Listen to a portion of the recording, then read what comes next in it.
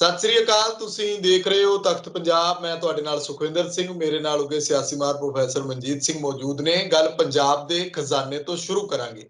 ਨਵਜੋਤ ਸਿੰਘ ਸਿੱਧੂ ਇੱਕ ਵਾਰ ਫੇਰ ਵਿਵਾਕੀ ਨਾਲ ਸਾਹਮਣੇ ਆਏ ਨੇ। ਮੁੱਦਾ ਚੁੱਕ ਲਿਆ ਕਿ ਪੰਜਾਬ ਦਾ ਖਜ਼ਾਨਾ ਜਿਹੜਾ ਕਿਹਾ ਜਾ ਰਿਹਾ ਸੀ ਕਿ ਖਾਲੀ ਹੈ, ਉਹਦੀ ਪਾਰਦਰਸ਼ਤਾ ਹੋਣੀ ਚਾਹੀਦੀ ਹੈ। ਐਲਾਨ ਹੋ ਰਹੇ ਨੇ, ਪਰ ਪੈਸਾ ਕਿੱਥੋਂ ਆਏਗਾ?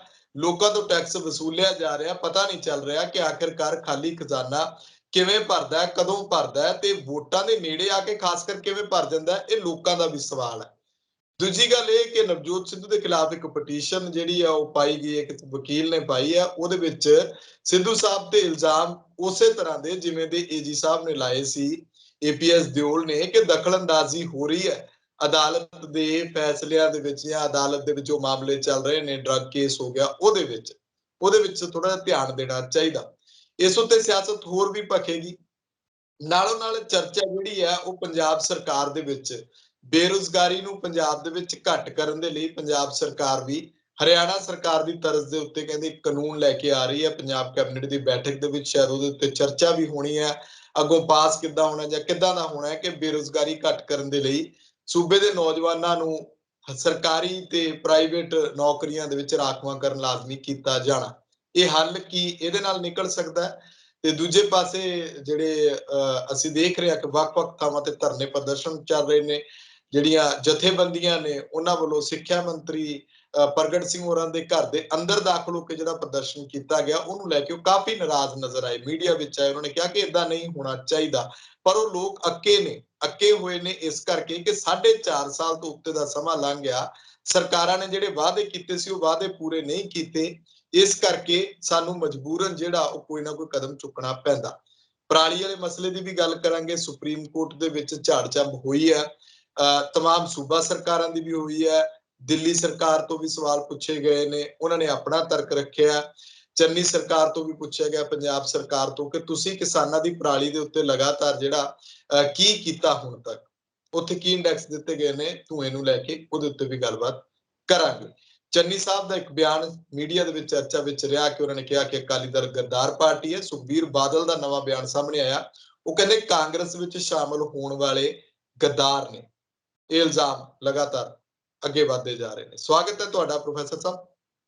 ਬਹੁਤ ਬਹੁਤ ਧੰਨਵਾਦ ਸੁਖਿੰਦਰ ਜੀ। ਸ਼ੁਕਰੀਆ। ਪ੍ਰੋਫੈਸਰ, ਕਿਸ ਤਰ੍ਹਾਂ ਦੇਖੀਏ ਕਿ ਨਵਜੋਤ ਸਿੰਘ ਸਿੱਧੂ ਪਹਿਲਾਂ ਤਾਂ ਮੁੱਦੇ ਜਿਹੜੇ ਚੁੱਕਦੇ ਰਹੇ ਪੰਜਾਬ ਦੇ ਕਿ ਆਹ ਵੀ ਹੱਲ ਕਰੋ, ਆਹ ਵੀ ਹੱਲ ਕਰੋ, ਹੁਣ ਉਹਨਾਂ ਨੇ ਕਹਿਤਾ ਕਿ ਖਜ਼ਾਨੇ ਦਾ ਵੀ ਹੱਲ ਕੱਢ ਲਈਏ ਜਿੱਥੋਂ ਸਾਰਾ ਕੁਝ ਹੋਣਾ ਹੈ। ਸੁਖਵਿੰਦਰ, ਇਹ ਬਿਲਕੁਲ ਗੱਲ ਠੀਕ ਹੈਗੀ ਹੈ ਕਿ ਸਰਕਾਰਾਂ ਨੂੰ, ਜਿਹੜੀਆਂ ਖਾਸ ਕਰ ਲੋਕਾਂ ਦੀਆਂ ਚੁਣੀਆਂ ਹੋਈਆਂ ਸਰਕਾਰਾਂ, ਉਹਨਾਂ ਲਈ ਇਹ ਜ਼ਰੂਰੀ ਹੈ, ਇਹਨਾਂ ਹਾਲਾਤਾਂ 'ਚ ਅਤੀ ਜ਼ਰੂਰੀ ਹੈ ਕਿ ਜੋ ਵੀ ਅੰਦਰ ਕੁਝ ਹੁੰਦਾ ਸਰਕਾਰਾਂ ਦੇ, ਉਸ ਦਾ ਲੋਕਾਂ ਤੱਕ ਲਗਾਤਾਰ ਕਿਵੇਂ ਕਮਿਊਨੀਕੇਸ਼ਨ ਹੋਵੇ, ਕਿਵੇਂ ਲੋਕਾਂ ਨੂੰ ਪਤਾ ਲੱਗੇ ਕਿ ਕਿੱਥੇ ਕਿੱਥੇ ਕੀ ਕੀ ਅੜਿੱਕਾ ਹੈ, ਕਿੱਥੇ ਕਿੱਥੇ ਸਰਕਾਰਾਂ ਕੰਮ ਕਰ ਰਹੀਆਂ, ਕਿੱਥੇ ਨਹੀਂ ਕਰ ਰਹੀਆਂ। ਹੁੰਦਾ ਇਹ ਹੈ ਕਿ ਜਦੋਂ ਤੇ ਲੋਕਾਂ ਕੋਲ ਜਾਣਾ, ਉਦੋਂ ਗੱਪ ਗਪੌੜ ਮਾਰ ਕੇ ਬੜੇ ਬੜੇ ਮੈਨੀਫੈਸਟੋ ਬਣਾ ਕੇ ਚਲੇ ਜਾਂਦੇ।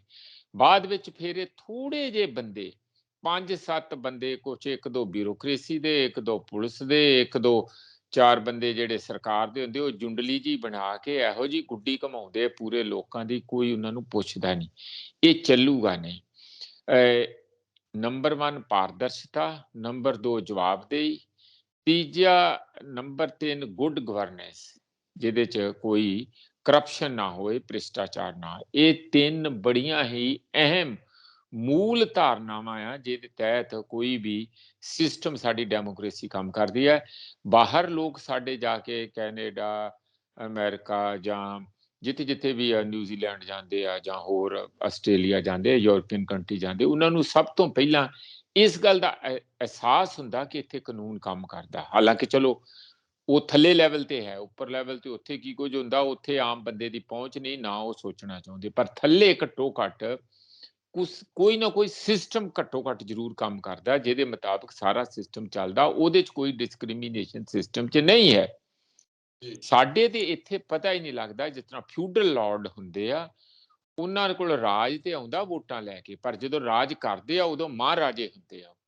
ਉਦੋਂ ਫਿਰ ਜਿਪਸੀਆਂ ਇੱਧਰ, ਪੁਲਿਸ ਕੋਈ ਗੱਲ ਨਹੀਂ ਕਰ ਸਕਦਾ, ਕੋਈ ਟਾਈਮ ਨਹੀਂ ਲੈ ਸਕਦਾ, ਕੋਈ ਲਾਗੇ ਜਾ ਨਹੀਂ ਸਕਦਾ ਉਹਨਾਂ ਦੇ, ਤੁਸੀਂ ਦੂਰ ਹਟ ਜਾਓ, ਦੂਰ ਹਟ। ਕਿਉਂ? ਵੀ ਲੋਕਾਂ ਨੂੰ ਕੰਡੇ ਲੱਗੇ, ਲੋਕਾਂ ਨਾਲੋਂ ਬੋ ਆਉਂਦੀ ਆ ਹੈ। ਤੁਸੀਂ ਉਹਨਾਂ ਨੂੰ ਲਾਗੇ ਨਹੀਂ ਲੱਗਣ ਦਿੰਦੇ ਤੇ ਲੋਕ ਤੁਹਾਡੇ ਪਿੱਛੇ ਤਰ੍ਹਾਂ ਦੁਨੀਆ ਕਰਦੀ ਆ, ਗੇੜੇ ਕੱਟਦੇ ਆ। ਇਹ ਸਿਸਟਮ ਨੂੰ ਸੁਧਾਰਨ ਲਈ ਜੇ ਨਵਜੋਤ ਸਿੰਘ ਸਿੱਧੂ ਲਗਾਤਾਰ ਕੋਸ਼ਿਸ਼ ਕਰ ਰਹੇ ਆ, ਇਹ ਬੜੀ ਚੰਗੀ ਗੱਲ ਆ। ਸਾਨੂੰ ਸਾਰਿਆਂ ਨੂੰ ਇਸ ਗੱਲ ਦੇ ਵਿੱਚ ਤੇ ਆਪਣੀ ਆਵਾਜ਼ ਵੀ ਉਠਾਉਣੀ ਚਾਹੀਦੀ ਹੈ। ਨਵਜੋਤ ਸਿੰਘ ਸਿੱਧੂ ਕੱਲਾ ਥੱਕ ਜਾਊਗਾ ਬੋਲਦਾ ਬੋਲਦਾ। ਕਿਸਾਨ ਵੀ ਇਹੋ ਜਿਹੇ ਹੀ ਮੁੱਦੇ ਉਠਾ ਰਹੇ ਆ। ਸਾਨੂੰ ਬਾਕੀ ਜਨਤਾ ਨੂੰ ਵੀ ਹੁਣ ਜਿਸ ਤਰੀਕੇ ਨਾਲ ਕਿਸਾਨ ਹਰ ਲੀਡਰ ਨੂੰ ਕਾਲੀ ਝੰਡੀ ਦਿਖਾਉਂਦੇ, ਕਾਰਨ ਕੀ ਹੈ? ਉਹ ਦੁਖੀ ਹੈ। ਉਹ ਕਹਿੰਦੇ ਆ ਕਿ ਇਟਸ ਹਾਈ ਟਾਈਮ, ਬਹੁਤ ਹੁਣ ਹੋ ਗਿਆ, ਬਹੁਤ ਦੇਖ ਲਿਆ, ਹੁਣ ਤੇ ਜਵਾਬ ਦਿਓ, ਹਿਸਾਬ ਦਿਓ, ਤਾਂ ਹੀ ਅੱਗੇ ਵੋਟਾਂ ਪਾਵਾਂਗੇ ਅਸੀਂ। ਇਸ ਲਈ ਇਹ ਜਿਹੜਾ ਚੱਲੀ ਆ ਪ੍ਰਕਿਰਿਆ ਪਾਰਦਰਸ਼ਤਾ ਦੀ, ਜਵਾਬਦੇਹੀ ਦੀ, ਇਹ ਬਹੁਤ ਜ਼ਰੂਰੀ ਹੈਗੀ ਹੈ। ਉਸ ਖਾਸ ਕਰਕੇ ਜਿਸ ਤਰ੍ਹਾਂ ਹੁਣ ਪੈਸੇ ਦਾ ਮਾਮਲਾ, ਪਹਿਲੇ ਸਾਲ ਕਹਿੰਦੇ ਬਹੁਤ ਕਰ ਗਏ ਜੀ। ਪਹਿਲੇ ਸਾਲ ਜਿਹੜੇ ਆਪਣੇ ਮਨਪ੍ਰੀਤ ਬਾਦਲ ਆ, ਦੇਖੋ ਜੀ 31 ਕਰੋੜ 31,000 ਕਰੋੜ ਰੁਪਈਆ ਇਹ ਤੇ ਦਸਖਤ ਕਰਕੇ ਇੱਕ ਦਿਨ ਪਹਿਲਾਂ ਹੁਣ ਵੀ ਉਹਨਾਂ ਨੇ ਅਸੈਂਬਲੀ 'ਚ ਖੜੇ ਹੋ ਕੇ ਕਿਹਾ ਉਹ ਤਿੰਨਾਂ ਕਿਸ਼ਤਾਂ 'ਚ ਜਾਣਾ ਸੀ, ਸਰਕਾਰ ਕਰਨ ਲਈ ਤਿਆਰ ਸੀ। ਇਹਨਾਂ ਨੇ ਸਾਡਾ ਪੰਜਾਬ ਦਾ ਭਵਿੱਖ ਵੇਚ ਕੇ ਤੇ ਸਾਡੇ ਹੱਥ ਵੱਢ ਕੇ ਜਿਹੜੇ ਆਰਥਿਕ ਤੌਰ ਤੇ ਕੇਂਦਰ ਨੂੰ ਦੇ ਦਿੱਤੇ। ਕਹਿੰਦੇ ਸੁਖਬੀਰ ਸਿੰਘ ਬਾਦਲ ਨੇ। ਇਹ ਮਨਪ੍ਰੀਤ ਬਾਦਲ ਦਾ ਦੋਸ਼ ਸੀ, ਬੜੀ ਸਾਰਿਆਂ ਨੇ ਆਪਾਂ ਨੇ ਸੁਣਿਆ। ਉਸੇ ਨੂੰ ਲੈ ਕੇ 2 ਸਾਲ ਤੇ ਲੰਘ ਗਏ, ਭਾਂਡੇ ਖੜਕ ਗਏ, ਕੋਈ ਪੈਸਾ ਨਹੀਂ, ਕੀ ਕਰੀਏ, ਕੁਝ ਨਹੀਂ ਹੋ ਸਕਦਾ, ਪੈਸੇ ਇਕੱਠੇ ਕਰ ਰਹੇ। ਐਸਾ ਲੋਕ ਕਹਿੰਦੇ ਸੀ ਅਸੀਂ ਬਹੁਤ ਤਕੜਾ ਪੈਸਾ ਇਕੱਠਾ ਕਰ, ਪੈਸਾ ਕਿੱਥੋਂ ਆ ਗਿਆ ਪਤਾ ਤੇ ਲੱਗੇ। ਵੀ ਉਹੀ ਕੰਮ ਪਹਿਲਾਂ ਚੱਲਦਾ, ਉਹੀ ਕੰਮ ਹੁਣ ਚੱਲਦਾ। ਕਰਜ਼ਾ ਸਾਡੇ ਤੇ ਵਧੀ ਜਾਂਦਾ, 182 ਕਰੋੜ ਦਾ 182 ਕਰੋੜ ਨਹੀਂ, 1,82,000 ਕਰੋੜ ਦਾ ਕਰਜ਼ਾ ਸਟੇਟ ਦੇ ਉੱਤੇ ਕਾਲੀ ਛੱਡ ਗਏ ਸੀਗੇ। ਪਹਿਲੀ ਸਰਕਾਰ 'ਚ 2007 'ਚ 30,000 ਕਰੋੜ ਸੀਗਾ, ਉਹ ਵੱਧ ਕੇ ਇੰਨਾ ਹੋ ਗਿਆ। ਹੁਣ ਕਹਿੰਦੇ ਉਹ ਪੌਣੇ 3 ਲੱਖ ਕਰੋੜ ਤੇ ਹੋ ਹੀ ਗਿਆ, ਜਾਂਦੇ ਤੱਕ 3 ਲੱਖ ਕਰੋੜ ਹੋ ਜੂ। ਜਿਵੇਂ ਹੁਣ ਗੱਫੇ ਸਾਰੇ ਚੱਲ ਰਹੇ, 9-10 ਹਜ਼ਾਰ ਕਰੋੜ ਦੇ ਤੇ ਗੱਫੇ ਹੀ ਚੱਲ ਰਹੇ ਆ। ਆਹ ਦੇ ਦਿਓ, ਆਹ ਦੇ ਦਿਓ, ਆਹ ਦੇ ਦਿਓ, ਕਿਉਂਕਿ ਗਾਂ ਚੋਣਾਂ 'ਚ ਜਾਣਾ ਆ। ਇਹ ਚਿੰਤਾ ਕਿ ਤੁਸੀਂ ਇੱਕ ਵਾਰੀ ਤੇ ਦੇ ਦੋਗੇ, ਹੁਣ ਦੇ ਦੋਗੇ, ਕਰਜ਼ਾ ਲੈ ਕੇ ਦੇ ਦੋਗੇ, ਉਹ ਦੇਸ਼ ਦੇ ਜਾਂ ਸੂਬੇ ਦੇ ਜਾਂ ਲੋਕਾਂ ਦੇ ਵਿਕਾਸ ਦਾ ਚਿੰਨ੍ਹ ਨਹੀਂ ਹੈ। ਇਹ ਤਾਂ ਤੁਸੀਂ ਘਰੇ ਬੈਠੇ ਲੋਕਾਂ ਦੇ ਸਿਰ ਤੇ ਬੋਝ ਪਾਈ ਜਾਂਦੇ ਆ। ਉਹਦੇ ਪਹਿਲਾਂ ਜਿਹੜੇ ਕਿਸਾਨ ਜਾਂ ਮਜ਼ਦੂਰ ਆ ਉਹ ਤੇ ਪਹਿਲਾਂ ਹੀ ਫਾਹਾ ਲੈ ਕੇ ਮਰ ਰਹੇ ਆ। ਕੋਈ ਕੁਛ ਕਰ ਰਿਹਾ, ਕੋਈ ਕੁਛ ਕਰ ਰਿਹਾ, ਕਰਜ਼ੇ ਦੇ ਸਤਾਏ ਹੋਏ। ਪਹਿਲੀ ਸਰਕਾਰ ਨੇ ਉਹਨਾਂ ਨੂੰ ਧੋਖਾ ਦੇ ਕੇ, ਪਹਿਲੀ ਦਾ ਮਤਲਬ ਜਿਹੜੀ ਕੈਪਟਨ ਦੀ ਸਰਕਾਰ, ਜਿਹੜੀ ਹੁਣ ਤੇ ਚੰਨੀ ਦੀ ਸਰਕਾਰ ਆ, ਜਾਣੀ ਹੈ ਤੇ ਦੋਵੇਂ ਕਾਂਗਰਸ ਦੀਆਂ ਹੀ ਸਰਕਾਰਾਂ। ਪਹਿਲੀ ਟੀਮ ਨੇ ਕਹਿ ਲਓ, ਉਹਨਾਂ ਨੇ ਜਿਹੜਾ ਧੋਖਾ ਦੇ ਕੇ ਇੰਜ ਕੀਤਾ, ਉਹਨਾਂ ਚੋਂ ਹੋਣ ਵਾਲੀ ਕੈਬਨਿਟ 'ਚ ਵੀ ਹੈਗੇ ਆ। ਇਹ ਨਹੀਂ ਕਿ ਬਿਲਕੁਲ ਨਵੀਂ ਆ ਕੋਈ ਪਾਰਟੀ, ਤੇ ਉਹੀ ਹੈ। ਉਹ ਜਿਹੜਾ ਇਸ ਤਰੀਕੇ ਨਾਲ ਕਿ ਅਸੀਂ ਘਰ ਨੌਕਰੀ, ਘਰ ਕਰਜ਼ਾ, ਸਾਰਿਆਂ ਦਾ ਕਰਜ਼ਾ ਮਾਫ, ਇਹ ਸਾਰਾ ਕਰਦੇ ਰਹੇ। ਉਹ ਹੋਣਾ ਕਿੱਥੋਂ ਸੀ? ਹੈ ਹੀ ਨਹੀਂ, ਪੈਸਾ ਨਹੀਂ ਹੈ। ਉਹ ਤੇ ਸੂਬੇ ਤੇ ਵੀ ਹੋਰ ਕਰਜ਼ਾ ਚੜ ਗਿਆ, ਜੋ ਹੁਣ ਵੀ ਦਿੱਤਾ ਜਾ ਰਿਹਾ ਸੂਬੇ ਤੇ ਕਰਜ਼ਾ ਚੜਾ ਕੇ। ਇਹੀ ਟਵੀਟ ਬਾਰ-ਬਾਰ ਨਵਜੋਤ ਸਿੰਘ ਸਿੱਧੂ ਕਰ ਰਹੇ ਆ, ਜਾਂ ਉਹ ਫਿਕਰਮੰਦੀ ਜ਼ਾਹਰ ਕਰ ਰਹੇ ਆ। ਕਈ ਲੋਕ ਇਹ ਵੀ ਕਹਿ ਰਹੇ ਆ ਕਿ ਉਹ ਸ਼ਾਇਦ ਫਾਈਨੈਂਸ ਮਿਨਿਸਟਰ ਜਿਹੜੇ ਮਨਪ੍ਰੀਤ ਸਿੰਘ ਬਾਦਲ ਆ ਉਹਨਾਂ ਨੂੰ ਟਾਰਗੇਟ ਕਰ ਰਹੇ। ਟਾਰਗੇਟ ਦਾ ਸਵਾਲ ਨਹੀਂ ਹੈਗਾ ਇੱਥੇ, ਨਾ ਹੀ ਇਕੱਲਾ ਫਾਈਨੈਂਸ ਮਿਨਿਸਟਰ ਇਹ ਸਾਰੀ ਗੱਲ ਲਈ ਜ਼ਿੰਮੇਵਾਰ ਹੈਗਾ, ਪੂਰੀ ਸਰਕਾਰ ਜ਼ਿੰਮੇਵਾਰ ਹੈਗੀ। ਕੀ ਜੇ ਖਜ਼ਾਨੇ 'ਚ ਪੈਸਾ ਆਊਗਾ ਤੇ ਮਨਪ੍ਰੀਤ ਬਾਦਲ ਨੂੰ ਬੁਰਾ ਲੱਗੂਗਾ? ਜੇ ਘਰ 'ਚ ਪੈਸਾ ਆਊਗਾ ਤੇ ਉਹ ਵੰਡ ਵੀ ਦਊਗਾ। ਇਸ ਲਈ ਸਮੁੱਚੀ ਸਰਕਾਰ ਨੂੰ ਵੀ ਇਹ ਸੋਚਣਾ ਪਊਗਾ ਕਿ ਜਿਹੜੇ ਮਹਿਕਮੇ ਦੇ ਵਿੱਚ, ਕੁਝ ਮਹਿਕਮੇ ਦੇ ਪੈਸੇ ਖਰਚਣ ਵਾਲੇ ਆ, ਖੇਤੀ 'ਚ ਤੁਹਾਨੂੰ ਖਰਚਾ ਕਰਨਾ ਪਊਗਾ, ਐਜੂਕੇਸ਼ਨ 'ਚ ਤੁਹਾਨੂੰ ਖਰਚਾ ਕਰਨਾ ਪਊਗਾ, ਸਿਹਤ ਮੰਤਰਾਲੇ ਨੂੰ ਖਰਚਾ ਕਰਨਾ ਪਊਗਾ ਲੋਕਾਂ ਲਈ। ਉਹਦੇ 'ਚੋਂ ਤੁਸੀਂ ਉਹਨਾਂ ਨੂੰ ਕੋਈ ਬਹੁਤਾ ਫਾਇਦਾ ਨਹੀਂ ਦੇ ਸਕਦੇ ਹੈਗੇ। ਪਰ ਜਿਹੜੇ ਦੂਸਰੇ ਹੈਗੇ ਮਹਿਕਮੇ, ਜਿਸ ਤਰ੍ਹਾਂ ਰੈਵਨਿਊ ਹੈਗਾ, ਇੰਡਸਟਰੀ ਹੈਗਾ, ਹੋਰ ਕਈ ਜਗ੍ਹਾ ਤੇ ਸਰਵਿਸ ਸੈਕਟਰ ਹੈਗਾ, ਇਹ ਸਾਰਿਆਂ 'ਚੋਂ ਤੁਸੀਂ ਪੈਸੇ ਬਣਾ ਵੀ ਸਕਦੇ ਆ। ਨੈਚੁਰਲ ਰਿਸੋਰਸਿਸ ਤੁਹਾਡੇ ਹੈਗੇ ਆ, ਜਿਸ ਤਰ੍ਹਾਂ ਰੇਤਾ ਬਜਰੀ ਜਾਂ ਹੋਰ ਸੇਲਸ ਟੈਕਸ, ਇਹ ਸਾਰਾ ਟੈਕਸ ਇਮਾਨਦਾਰੀ ਨਾਲ ਬਹੁਤ ਅਸੀਂ ਕਿੰਨੀ ਕੰਜ਼ੰਪਸ਼ਨ ਕਰਦੇ? ਬਹੁਤ ਜ਼ਿਆਦਾ ਕੰਜ਼ੰਪਸ਼ਨ ਕਰਦੇ ਹਾਂ। ਸਾਨੂੰ GST ਦਾ ਵੀ ਜਿਹੜਾ ਸਾਡਾ ਨਹੀਂ ਮਿਲਦਾ ਉਹ ਵੀ ਲੈਣਾ ਚਾਹੀਦਾ। ਜੇ GST ਦੇ ਵਿੱਚ ਕੋਈ ਗਲਤ ਗੱਲ ਹੋਈ, ਉਹਦੇ ਵਿਰੁੱਧ ਸੂਬੇ ਨੂੰ, ਸੈਂਟਰ ਦੇ ਵਿਰੁੱਧ ਲੜਨਾ ਚਾਹੀਦਾ, ਕਿਉਂਕਿ ਬਹੁਤ ਸਾਰਾ ਪੈਸਾ ਸਾਡਾ ਉੱਥੇ ਚਲੇ ਜਾਂਦਾ, ਬਾਅਦ ਵਿੱਚ ਸਾਨੂੰ ਉਹ ਸਾਡਾ ਹਿੱਸਾ ਵੀ ਨਹੀਂ ਮਿਲਦਾ। ਔਰ ਆਉਣ ਵਾਲੇ ਸਮੇਂ 2022 ਤੋਂ ਜਿੱਦਣ ਨਵੀਂ ਸਰਕਾਰ ਆ ਜਾਣੀ ਆ, ਉਹਨਾਂ ਨੇ ਵੀ ਆਪਣਾ ਗੇਅਰ ਸ਼ਿਫਟ ਕਰ ਦੇਣਾ। ਹੁਣ ਤੇ ਘਾਟਾ ਜਿਹੜਾ 4-5 ਹਜ਼ਾਰ ਕਰੋੜ ਜਾਂ 10,000 ਕਰੋੜ ਦਾ ਘਾਟਾ, ਜਿੰਨੀ ਸਾਡੀ ਆਮਦਨ ਹੋਈ ਤੇ ਜਿੰਨਾ GST ਦੇ ਵਿੱਚ ਵਾਧਾ, ਉਹਦਾ ਜਿਹੜਾ ਗੈਪ ਆ ਸਾਰਾ, ਜਿੰਨਾ ਹੋਣਾ ਚਾਹੀਦਾ ਪਿੱਛੇ ਹੋ ਰਿਹਾ ਸੀ, GST ਕਰਕੇ ਘਟ ਗਿਆ। ਉਹ ਗੈਪ ਹੁਣ ਤੱਕ ਦਿੱਤਾ ਜਾ ਰਿਹਾ, 5 ਸਾਲ ਤੱਕ ਦੇਣਾ ਸੀ, ਉਹ 2022 ਤੱਕ ਦਾ ਵਾਧਾ ਆ। ਉਦੋਂ ਬਾਅਦ ਉਹ ਵੀ ਠੁਣ ਗੋਪਾਲ, ਉਹ ਵੀ ਅੰਗੂਠਾ ਦਿਖਾ ਦੇਣਗੇ, ਫਿਰ ਕਿੱਥੇ ਜਾਣਗੇ? ਕਾਫੀ ਹਾਲਤ ਆਰਥਿਕ ਤੌਰ ਤੇ ਖਰਾਬ ਆ। ਤੇ ਜੇ ਬਾਰ-ਬਾਰ ਜਾਗਤੇ ਰਹੋ, ਇਹ ਹਾਲਤ ਖਰਾਬ ਦਾ ਜੇ ਕੋਈ ਢੰਡੋਰਾ ਪਿੱਟਦੇ ਆ ਜਾਂ ਕੋਈ ਹੋਕਾ ਦੇ ਰਿਹਾ ਹੈ ਬਾਰ-ਬਾਰ, ਹੈ ਨਾ, ਜਿਸ ਤਰ੍ਹਾਂ ਚੌਕੀਦਾਰ ਕਹਿੰਦਾ ਕਿ ਜਾਗਤੇ ਰਹੋ, ਹੈ ਨਾ, ਚੋਰ ਫਿਰ ਰਹੇ ਆ, ਉਸ ਕਿਸਮ ਦਾ ਇਹ ਸਰਕਾਰ ਨੂੰ ਬਾਰ-ਬਾਰ ਥੋੜਾ ਬਹੁਤ ਕਹਿੰਦੇ ਰਹਿੰਦੇ ਟਵੀਟਰਾਂ ਰਾਹੀਂ, ਤੇ ਉਹ ਚਿੰਤਾ ਇਕੱਲੇ ਸਿੱਧੂ ਦੀ ਨਹੀਂ, ਸਾਡੇ ਸਾਰਿਆਂ ਦੀ ਹੈ।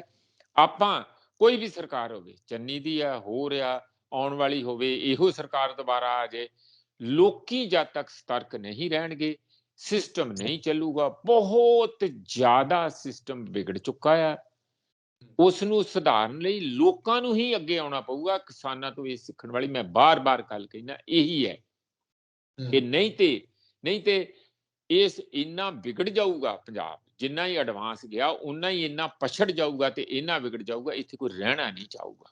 ਫਿਰ ਬਾਕੀ ਸਾਰੇ ਦੂਜੇ ਸੂਬਿਆਂ 'ਚ ਲੋਕ ਜਾਂ ਦੂਜੇ ਦੇਸ਼ਾਂ 'ਚ ਜਾਣ ਲਈ ਇੱਥੋਂ ਭੱਜ ਲੈਣਗੇ, ਇਹ ਉੱਜੜ ਜਾਊਗਾ ਪੰਜਾਬ, ਇਹ ਬੜੀ ਮਾੜੀ ਗੱਲ। ਹਾਂਜੀ ਬਿਲਕੁਲ ਬਿਲਕੁਲ ਪ੍ਰੋਫੈਸਰ, ਪਰ ਜਿਸ ਤਰ੍ਹਾਂ ਦੇ ਟਵੀਟ ਜਾਂ ਜਿੱਦਾਂ ਦੇ ਵਾਕਿਆ ਨਵਜੋਤ ਸਿੱਧੂ ਨਾਲ ਵਾਪਰ ਰਹੇ ਨੇ, ਟਵੀਟ ਕਰਨਾ, ਤਾਂ ਲੋਕ ਵੀ ਇਹੀ ਕਹਿਣਗੇ ਨਾ ਕਿ ਸ਼ਾਇਦ ਸਰਕਾਰ ਦੇ ਅੰਦਰ, ਇਹਨਾਂ ਦੀ ਆਪਣੀ ਸਰਕਾਰ ਦੇ ਅੰਦਰ ਪ੍ਰਧਾਨ ਹੁੰਦਿਆਂ ਵੀ ਸੁਣਵਾਈ ਨਹੀਂ, ਐਮਐਲਏ ਸੀ, ਮੰਤਰੀ ਸੀ, ਉਦੋਂ ਨਹੀਂ ਸੁਣਵਾਈ ਹੋਈ, ਕੈਪਟਨ ਸਾਹਿਬ ਨੂੰ ਲਾਂਭੇ ਕੀਤਾ ਗਿਆ, ਸੁਣਵਾਈ ਹੁਣ ਵੀ ਨਹੀਂ ਹੋ ਰਹੀ। ਤੇ ਦੂਜੇ ਬੰਨੇ ਨਾਲ ਮੈਂ ਇੱਕ ਹੋਰ ਜੋੜ ਦਿੰਦਾ, ਉਹਦਾ ਵੀ ਜਵਾਬ ਦਿਓ ਤਾਂ ਕਿ ਲੰਬਾ ਨਾ ਹੋ ਜੇ, ਕਿ ਇੱਕ ਪਾਸੇ ਤਾਂ ਪਹਿਲਾਂ ਏਜੀ ਸਾਹਿਬ ਨੇ ਕਿਹਾ, ਆਈਪੀਐਸ ਦਿਓਲ ਨੇ, ਕਿ ਸਿੱਧੂ ਸਾਹਿਬ ਦਖਲਅੰਦਾਜ਼ੀ ਕਰਦੇ ਨੇ, ਤੇ ਦੂਜੇ ਪਾਸੇ ਹੁਣ ਇੱਕ ਹਰਿਆਣੇ ਦੇ ਜਿਹੜੇ ਐਡੀਸ਼ਨਲ ਜਨਰਲ ਨੇ, ਉਹਨਾਂ ਦੇ ਕੋਲੇ ਪਟੀਸ਼ਨ ਕਿਸੇ ਨੇ ਪਾਤੀ, ਉਹ ਕਹਿੰਦੇ ਸਿੱਧੂ ਸਾਹਿਬ ਜਿਹੜਾ ਉਹ ਸਿੱਧਾ ਕ੍ਰਿਮੀਨਲ ਕੰਟੈਂਪਟ ਜਿਹੜਾ ਆ, ਉਹ ਵਾਰ-ਵਾਰ ਦਖਲਅੰਦਾਜ਼ੀ, ਜਿਵੇਂ ਹੁਣ 18 ਤਰੀਕ ਨੂੰ ਸੁਣਵਾਈ ਹੋਣੀ ਹੈ ਡਰੱਗ ਕੇਸ ਦੀ, ਉਹਨੂੰ ਲੈ ਕੇ ਕਹਿੰਦੇ ਟਵੀਟ ਕਰ ਦਿੰਦੇ ਨੇ, ਪਹਿਲਾਂ ਹੀ ਦੱਸ ਦਿੰਦੇ ਨੇ ਕਿ ਆ ਗਈ ਸੀਲਬੰਦ ਰਿਪੋਰਟ ਇਸ ਵਾਰ।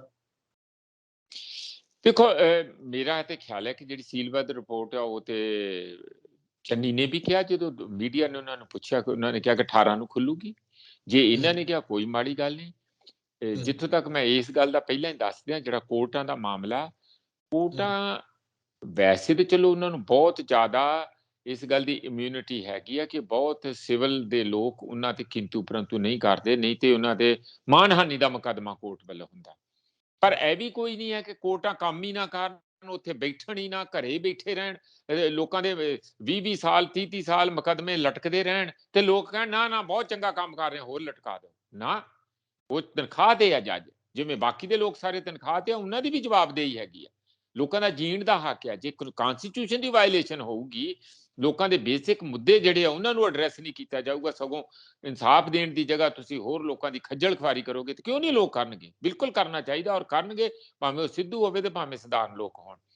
ਰਹੀ ਗੱਲ ਜਿਹੜੀ ਸਿੱਧੂ ਦੀ, ਤੁਸੀਂ ਕਹਿੰਦੇ ਆ ਕਿ ਪਹਿਲੀ ਜਿਹੜੀ ਗੱਲ ਆਪਾਂ ਡਿਸਕਸ ਕਰ ਰਹੇ ਸੀਗੇ, ਉਸ ਦਾ ਬਿਲਕੁਲ ਇਸੇ ਗੱਲ ਦੇ ਵਿੱਚ ਹੀ ਹੈਗਾ ਕਿ ਉਹ ਸਾਰੇ ਜ਼ਿੰਮੇਵਾਰ ਹੈਗੇ ਆ। ਤੇ ਮੈਂ ਤੇ ਇੰਨੀ ਗੱਲ ਕਹੂੰਗਾ ਕਿ ਸਾਨੂੰ ਜੇ ਫਾਈਨੈਂਸ ਦੀ ਹਾਲਤ ਠੀਕ ਹੋਊਗੀ ਤੇ ਤਾਂ ਹੀ ਸੁਖਵਿੰਦਰ ਜਿਹੜਾ ਸੂਬਾ ਚੱਲ ਸਕਦਾ। ਉਹਨਾਂ ਦਾ ਮੇਨ ਚਿੰਤਾ ਇਹ ਹੈ ਕਿ ਅਸੀਂ ਕਰਜ਼ੇ ਲੈ ਲੈ ਕੇ ਕੰਮ ਚਲਾ ਰਹੇ ਹਾਂ, ਤੇ ਜਿਹੜਾ ਵੀ ਪਰਿਵਾਰ, ਭਾਵੇਂ ਉਹ ਕਿਸਾਨ ਦਾ ਹੋਵੇ, ਭਾਵੇਂ ਮਜ਼ਦੂਰ ਦਾ ਹੋਵੇ, ਭਾਵੇਂ ਕਿਸੇ ਹੋਰ ਕਾਰੋਬਾਰੀ ਦਾ ਹੋਵੇ, ਉਹ ਜ਼ਿਆਦਾ ਕਰਜ਼ਾ ਲੈ ਲੈ ਕੇ ਚੱਲੂਗਾ ਤੇ ਉਹ ਫਿਰ ਇੱਕ ਨਾ ਇੱਕ ਦਿਨ ਡੁੱਬੂਗਾ। ਪਿੰਡਾਂ 'ਚ ਤੇ ਕਰਜ਼ੇ ਤੋਂ ਬਹੁਤ ਜ਼ਿਆਦਾ ਲੋਕ ਦੂਰ ਭੱਜਦੇ ਸੀ, ਕਿਉਂਕਿ ਜਿਹੜੇ ਸ਼ਾਹੂਕਾਰ ਸੀਗੇ, ਉਹ ਜਿਹਦੇ ਵੀ ਇੱਕ ਵਾਰੀ ਅੰਗੂਠਾ ਲਵਾ ਲਿਆ, ਭਾਵੇਂ ਉਹਨੂੰ 100 ਰੁਪਇਆ ਦਿੱਤਾ ਕਰਜ਼ੇ ਦਾ, ਭਾਵੇਂ 200 ਦਿੱਤਾ, ਫਿਰ ਉਹ ਸਾਰੀ ਜ਼ਮੀਨ ਹੜੱਪ ਲੈਂਦਾ ਸੀ। ਤੇ ਅੰਗਰੇਜ਼ਾਂ ਨੂੰ 1900 ਲੈਂਡ ਐਲੀਨੇਸ਼ਨ ਐਕਟ ਲਿਆਉਣਾ ਪਿਆ ਸੀਗਾ ਕਿ ਕੋਈ ਵੀ ਗੈਰ ਕਾਸ਼ਤਕਾਰ ਕਿਸਾਨਾਂ ਦੀ ਜ਼ਮੀਨ ਨੂੰ ਆਪਣੇ ਨਾਂ ਤੇ ਨਹੀਂ ਲਵਾ ਸਕੂਗਾ। ਤਾਂ ਨਹੀਂ ਤੇ 50 ਸਾਲਾਂ 'ਚ ਅੱਧਿਓਂ ਵੱਧ ਜ਼ਮੀਨ ਜਿਹੜੇ ਆ ਸ਼ਾਹੂਕਾਰ ਆਪਣੇ ਅੰਗੂਠੇ ਲਵਾ ਕੇ ਲੈ ਗਏ ਸੀਗੇ।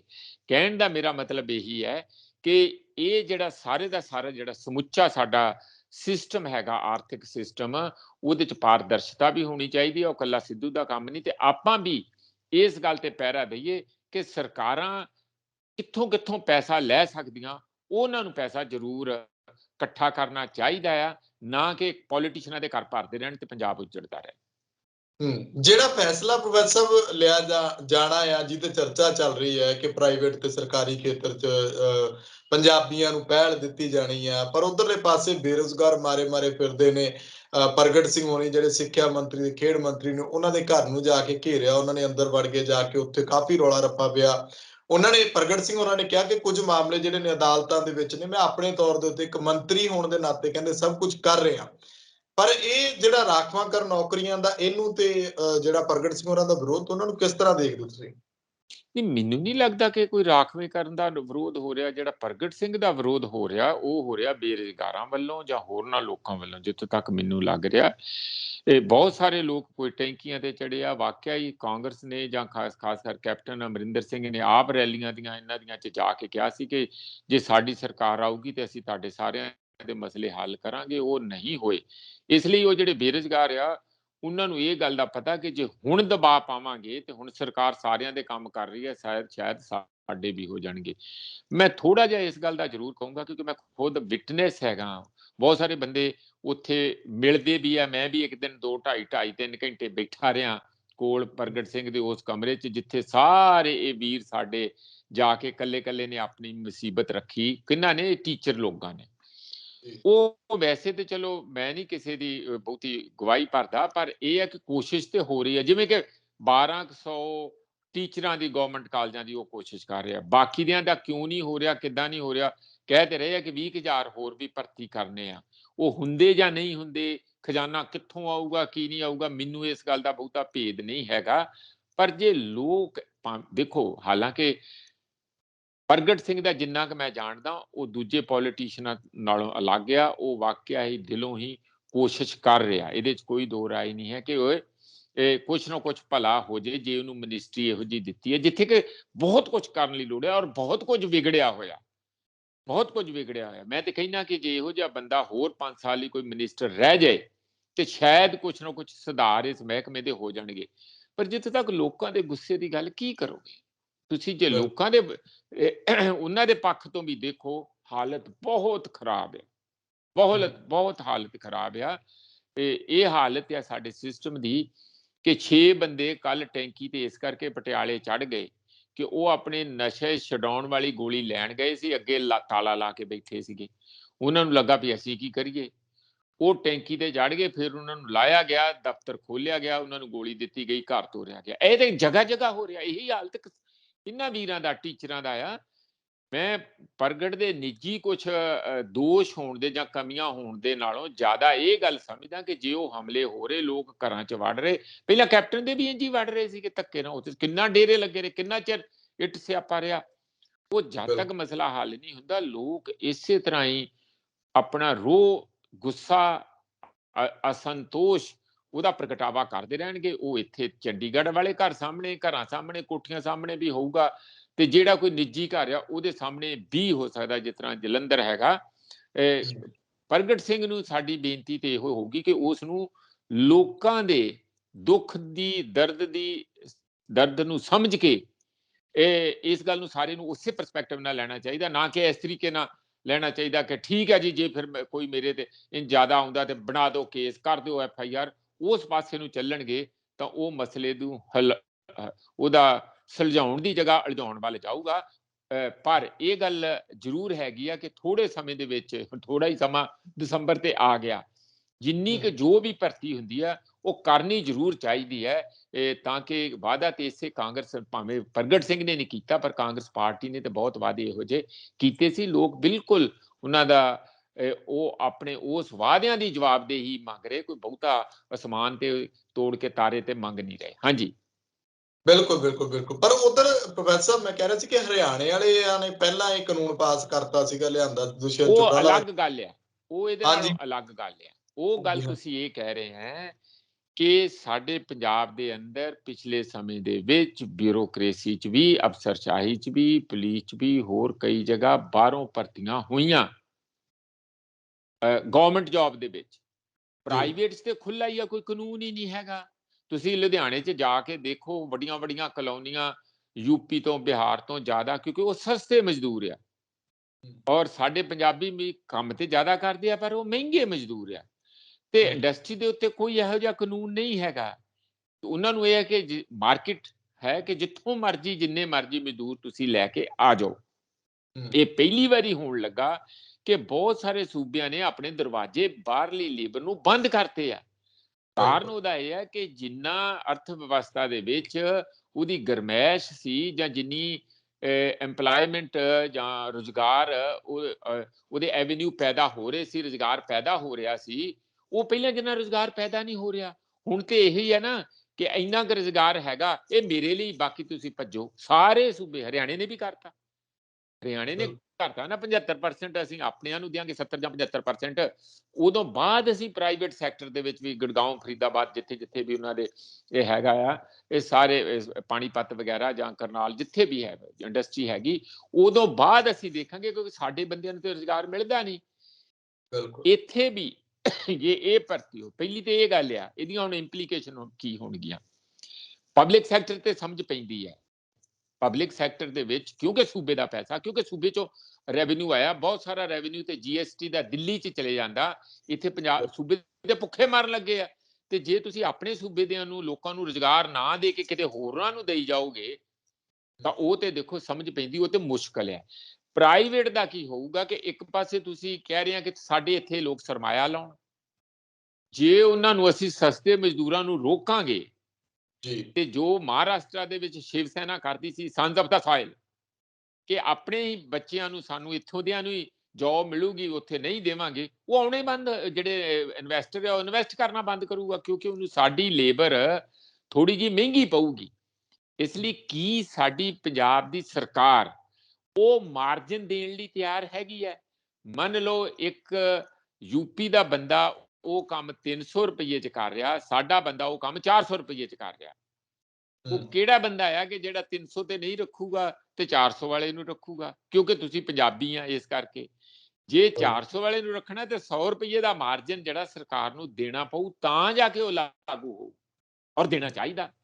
ਮੈਂ ਤੇ ਇਸ ਗੱਲ ਦੇ ਹੱਕ 'ਚ ਆ। ਜੇ ਤੁਸੀਂ ਰੈਗੂਲੇਟ ਕਰੋਗੇ ਕਿਸੇ ਗੱਲ ਦਾ, ਇਕੱਲਾ ਉਹਨੂੰ ਰਾਜਨੀਤਿਕ ਮੁੱਦਾ ਨਾ ਬਣਾਓ। ਪਿਛਲੀ ਵਾਰੀ ਤੁਸੀਂ ਹਰ ਘਰ ਨੌਕਰੀ ਦਾ ਬਣਾ ਲਿਆ, ਤੇ ਕਰਜ਼ਿਆਂ ਦਾ ਬਣਾ ਲਿਆ, ਤੇ ਡਰੱਗ ਦਾ ਬਣਾ ਲਿਆ। ਐਤਕੀ ਤੁਸੀਂ ਨਵੇਂ ਸ਼ੋਸ਼ੇ ਨਾ ਕੱਢ ਲਿਓ, ਜਿਹੜੇ ਕਦੀ ਪੂਰੇ ਨਹੀਂ ਹੋਣੇ। ਪੂਰੇ ਕਿਵੇਂ ਹੋਣੇ ਆ, ਉਸ ਨੂੰ ਹੁਣੇ ਤੁਹਾਨੂੰ ਐਕਸਪਲੇਨ ਕਰਨਾ ਪਊਗਾ।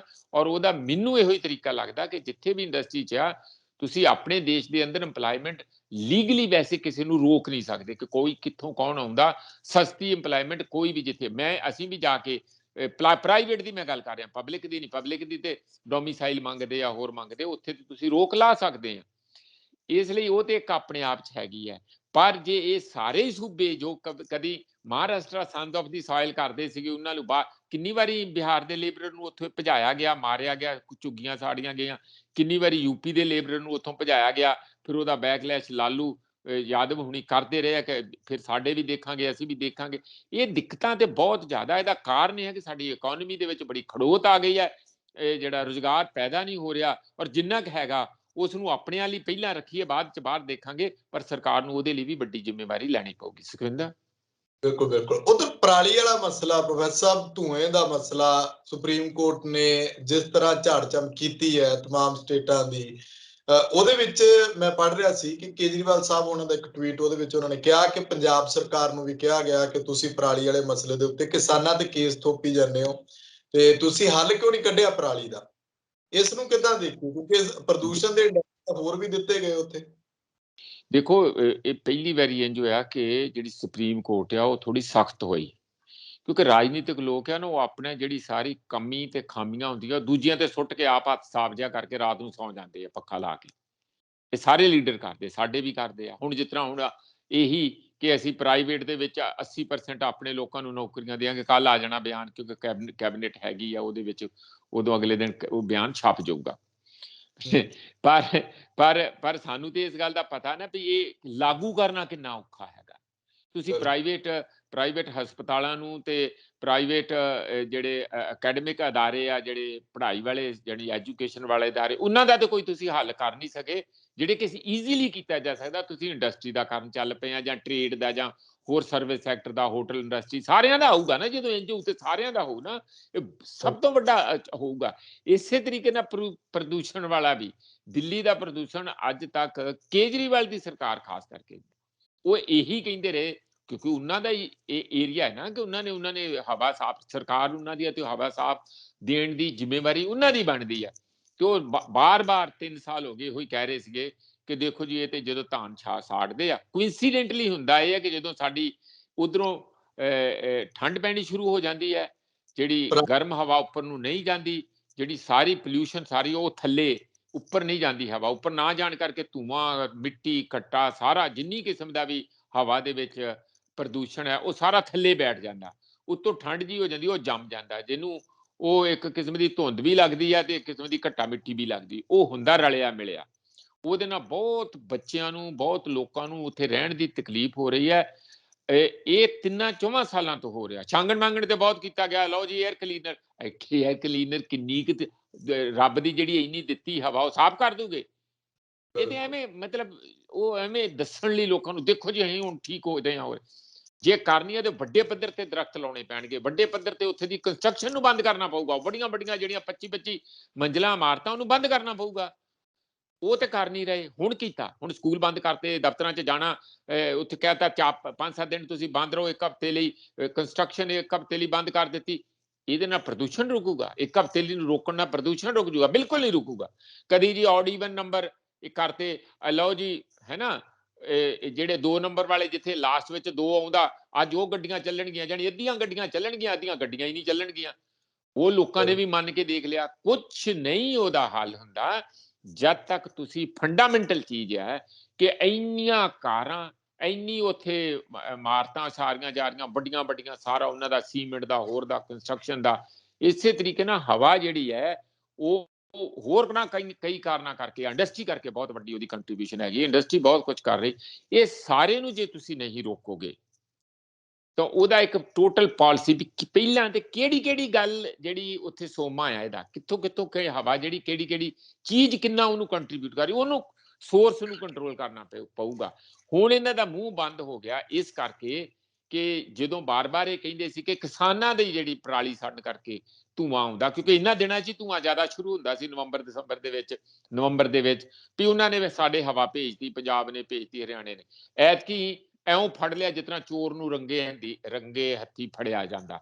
ਉਹਨਾਂ ਨੇ ਕਿਹਾ ਵਿੱਚੇ ਦਿੱਲੀ ਵਾਲੀ ਗਵਰਨਮੈਂਟ ਨੂੰ, ਵਿੱਚੇ ਕੇਜਰੀਵਾਲ ਦੀ ਗਵਰਨਮੈਂਟ ਨੂੰ, ਸਾਨੂੰ ਇਹ ਦੱਸੋ ਕਿ ਐਕਚੁਅਲੀ ਸਟੱਡੀ ਕਿੱਥੇ ਹੈ ਤੁਹਾਡੇ ਕੋਲ, ਕਿੰਨੀ ਹਵਾ ਧਾਨ ਦੀ ਪਰਾਲੀ ਫੂਕਣ ਨਾਲ ਪ੍ਰਦੂਸ਼ਿਤ ਹੋ ਰਹੀ ਹੈ ਤੇ ਕਿੰਨੀ ਜਿਹੜੀ ਹੈ ਦੂਸਰੀਆਂ ਗੱਲਾਂ ਨਾਲ ਹੋ ਰਹੀ, ਹੋਰਨਾਂ ਚੀਜ਼ਾਂ ਨਾਲ। ਉੱਥੇ ਨਿਕਲਿਆ ਜੀ 4%। ਇਹ ਕੋਰਟ ਨੇ ਪਹਿਲਾਂ ਹੀ ਕਹਿ ਦਿੱਤਾ ਸੀਗਾ ਕਿ ਤੁਸੀਂ ਜੋ ਗੱਲ ਕਹਿ ਰਹੇ ਆ ਅਸੀਂ ਮੰਨਦੇ ਨਹੀਂ। ਸ਼ੁੱਕਰਵਾਰ ਕਹਿ ਦਿੱਤਾ ਸੀਗਾ ਅਸੀਂ ਤੁਹਾਨੂੰ ਸੋਮਵਾਰ ਫਿਰ ਜਵਾਬ ਹਾਜ਼ਰ ਕਰਾਂਗੇ। ਉਹਨਾਂ ਨੇ ਫਿਰ ਸੋਮਵਾਰ ਨੂੰ ਜਵਾਬ ਹਾਜ਼ਰ ਕੀਤਾ, ਤਲਬ ਕੀਤਾ, ਤੇ ਇਹ ਗੱਲ ਨਿਕਲ ਕੇ ਆਈ ਕਿ ਸਿਰਫ 4% ਧਾਨ ਦੀ ਪਰਾਲੀ ਫੂਕਣਾ ਹੁੰਦੀ ਹੈ, ਬਾਕੀ 96% ਜਿਹੜੀ ਹੈ ਉਹ ਬਾਕੀ ਕਾਰਨਾਂ ਕਰਕੇ, ਤੇ ਸਾਰਾ ਭਾਂਡਾ 4% ਵਾਲਿਆਂ ਤੇ ਭੰਨੀ ਜਾਂਦੇ ਸੀ। ਕਿਸਾਨ ਅੱਜ ਬੜੇ ਖੁਸ਼ ਆ। ਔਰ ਇਹਨਾਂ ਢੌਂਗੀਆਂ ਦੀ ਤੇ ਜਿਹੜੇ ਬਾਰ-ਬਾਰ ਇਹੋ ਜਿਹੇ ਬਿਆਨ ਦਿੰਦੇ ਸੀਗੇ ਝੂਠੇ ਸੱਚੇ, ਔਰ ਪੰਜਾਬ ਨੂੰ ਬਦਨਾਮ ਕਰਦੇ ਸੀ। ਇਹ ਜੀ ਡਰੱਗ ਬਾਰੇ ਵੀ ਬਹੁਤ ਬਦਨਾਮ ਕਈਆਂ ਨੇ ਕੀਤਾ। ਉਹ ਸਾਰੀ ਚੀਜ਼ ਨੂੰ ਤਹਿਕੀਕਾਤ ਕਰਕੇ ਧਰਾਤਲ ਤੇ ਰਿਪੋਰਟ, ਗਰਾਊਂਡ ਰਿਪੋਰਟ ਹੋਣੀ ਚਾਹੀਦੀ ਆ, ਉਹਦੇ ਮੁਤਾਬਕ ਹੱਲ ਵੀ ਕਰਨੇ ਚਾਹੀਦੇ ਆ। ਉਹਨਾਂ ਦੀ ਆਪਣੀ ਪੈਦਾ ਕੀਤੀ ਹੋਈ ਪ੍ਰਦੂਸ਼ਣ ਸੀ, ਇਹ ਤੇ ਅੱਜ ਫੜੇ ਗਏ। ਹੁਣ ਉਹ ਦਿੱਲੀ ਵਾਲੇ ਉਹਦਾ ਹੱਲ ਕੀ ਕੱਢਦੇ ਆ ਤੇ ਉਹ ਵੇਖਣ। ਅਸੀਂ ਇਹਦੇ ਚੋਂ ਕਾਫੀ ਹੱਦ ਤੱਕ ਸੁਰਖਰੂ ਹੋ ਗਏ, ਪਰ ਫਿਰ ਵੀ ਪਰਾਲੀ ਦਾ ਮਾਮਲਾ ਪੰਜਾਬ ਦੀ ਸਰਕਾਰ ਨੂੰ ਐਡਰੈਸ ਕਰਨਾ ਪਊਗਾ, ਜਿਹਦੇ ਵਿੱਚ ਦਿੱਲੀ ਦੀ ਸਰਕਾਰ ਜਿਹੜੀ ਕੇਂਦਰੀ ਸਰਕਾਰ ਨੂੰ ਵੀ ਇਹ ਪੰਜਾਬ ਦੀ ਨਾਲ ਮਦਦ ਕਰਨੀ ਪਊਗੀ। ਹਾਂਜੀ ਜੀ, ਮੇਰਾ ਆਖਰੀ ਸਵਾਲ ਹੈ ਪ੍ਰੋਫੈਸਰ ਸਾਹਿਬ, ਇੱਕ ਚਲੰਤ ਸਿਆਸਤ ਦੇ ਵਿੱਚ ਇੱਕ ਦੂਜੇ ਤੇ ਇਲਜ਼ਾਮ ਤਰਾਸ਼ੀ, ਸ਼ਬਦਾਂ ਦੀ ਮਰਿਆਦਾ ਤੋਂ ਬਾਹਰ ਹੋ ਕੇ ਅਕਾਲੀ ਦਲ ਵਾਲੇ ਹੁਣ ਕਹਿ ਰਹੇ ਨੇ ਕਿ ਕਾਂਗਰਸ ਵਿੱਚ ਸ਼ਾਮਲ ਹੋਣ ਵਾਲੇ ਗੱਦਾਰ ਨੇ, ਉਧਰੋਂ ਚੰਨੀ ਸਾਹਿਬ ਹੋਰਾਂ ਨੇ ਥੋੜੇ ਦਿਨ ਪਹਿਲਾਂ ਕਿਹਾ ਸੀਗਾ। ਇਸ ਤਰ੍ਹਾਂ ਇੱਕ ਦੂਜੇ ਨੂੰ, ਕਿਸੇ ਨੂੰ ਦੇਸ਼ ਧਰੋਹੀ, ਕਿਸੇ ਨੂੰ ਹੋਰ ਢੰਗ ਦੇ ਨਾਲ ਜਿਹੜੇ ਸ਼ਬਦ ਉਹਨਾਂ ਕੋਲੇ ਜਿਸ ਤਰ੍ਹਾਂ ਦੇ ਹੁੰਦੇ ਨੇ, ਮਰਿਆਦਾ ਬਾਹਰ ਹੋ ਕੇ ਨਿਸ਼ਾਨਾ ਲਾਉਣਾ, ਇਹਨੂੰ ਕਿੱਦਾਂ ਦੇਖੀਏ? ਦੇਖੋ, ਜਿਹੜਾ ਚੰਨੀ ਸਾਹਿਬ ਨੇ ਅਸੈਂਬਲੀ ਦੇ ਅੰਦਰ ਇਹ ਸ਼ਬਦ ਵਰਤਿਆ ਉਹ ਬਹੁਤਾ ਠੀਕ ਨਹੀਂ ਸੀਗਾ। ਗਦਾਰ ਦਾ ਕਾਫੀ ਮਤਲਬ ਡੈਰੋਗੇਟ, ਜਾਨੀ ਇੰਜ ਕਹੋ ਕਿ ਕਿਸੇ ਨੂੰ ਬਹੁਤ ਆਘਾਤ ਲੱਗਦਾ ਜਦੋਂ ਗਦਾਰ ਕਹਿਣਾ, ਹੈ ਨਾ। ਦੇਸ਼ ਦੇ ਗਦਾਰ ਕੌਣ ਹੁੰਦੇ ਆ, ਜਾਂ ਕੌਮ ਦੇ ਗਦਾਰ, ਜਾਂ ਲੋਕਾਂ ਦੇ ਗਦਾਰ, ਉਹ ਕਾਫੀ ਉਸ ਕਿਸਮ ਦਾ ਫਤਵਾ ਹੈਗਾ। ਆਪਾਂ ਸਾਰੇ ਉਹਦੇ ਅਰਥ ਤੇ ਸਮਝਦੇ ਹਾਂ, ਕਿਉਂਕਿ ਉਹਨੇ ਭਰੇ ਸਭਾ ਦੇ ਵਿੱਚ, ਜਾਨੀ ਅਸੈਂਬਲੀ 'ਚ, ਜਿਹੜਾ ਸਾਰੇ ਲੋਕਾਂ ਨੇ ਸੁਣਿਆ, ਉਹ ਲਾਈਵ ਟੈਲੀਕਾਸਟ ਵੀ ਹੋ ਰਿਹਾ ਸੀਗਾ।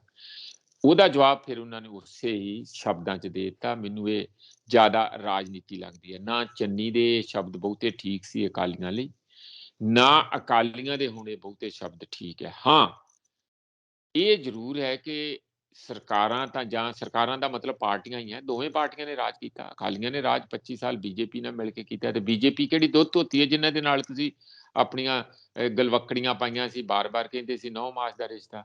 ਤੇ ਚੰਨੀ ਨੇ ਇਹੋ ਕਹਿੰਦਿਆਂ ਗਦਾਰ ਕਿਹਾ ਨਾ ਤੁਹਾਨੂੰ ਕਿ ਤੁਸੀਂ ਇੱਥੇ ਬੀਜੇਪੀ ਤੇ ਆਰਐਸਐਸ ਨੂੰ ਵਾੜਤਾ, ਤੇ ਉੱਥੇ ਉਹਨਾਂ ਦਾ ਇੱਥੇ ਕਬਜ਼ਾ ਕਰਾਉਣਾ ਚਾਹੁੰਦੇ ਸੀ। ਉਹਨੇ ਗੁੱਸੇ 'ਚ ਕਿਹਾ, ਤੇ ਗੁੱਸੇ 'ਚ ਗਦਾਰ ਕਿਹਾ, ਸ਼ਬਦ ਠੀਕ ਨਹੀਂ ਸੀਗਾ। ਹੁਣ ਤੁਸੀਂ 84 ਵਾਲਾ ਮਾਮਲਾ ਲੈਣ ਦਾ ਅਕਾਲੀਆਂ ਨੇ, ਉਹ ਤੇ ਉਹਨਾਂ ਦਾ ਹਰ ਭਰਿਆ ਹੈ ਨਾ, ਜਿਵੇਂ ਹੁਣ ਬਰਗਾੜੀ ਵਾਲਾ ਹਰ ਭਰਿਆ, ਜਿੱਥੇ ਨਹੀਂ ਕੋਈ ਕੰਮ ਚੱਲਦਾ ਬਰਗਾੜੀ ਲੈ ਕੇ ਇਨਸਾਫ ਨਹੀਂ ਦੇਣਾ, ਉਹਨੂੰ ਵਰਤਣਾ, ਉਹਨੂੰ ਰਾਜਨੀਤੀ ਕਰਨ ਲਈ ਵਰਤਣਾ। ਇਹ ਚੱਲੀ ਜਾਂਦਾ ਰਹਿੰਦਾ, ਮਾੜੀ ਗੱਲ ਆ। ਉਹ ਬਹੁਤ ਵੱਡਾ ਟ੍ਰੈਜਡੀ ਹੈ। ਉਹਦੇ ਤੇ ਕੁਝ ਕਰਨ ਦੀ ਜਗ੍ਹਾ ਜਾਂ ਉਸ ਦੇ ਬਾਅਦ ਆਪਾਂ ਕੁਝ ਆਪਣੇ ਆਪ ਨੂੰ ਸੁਧਾਰਨ ਦੀ ਜਗ੍ਹਾ ਅਸੀਂ ਉਸ ਨੂੰ ਰਾਜਨੀਤਿਕ ਹਥਿਆਰ ਤੌਰ ਤੇ ਲਗਾਤਾਰ ਵਰਤਦੇ ਹਾਂ।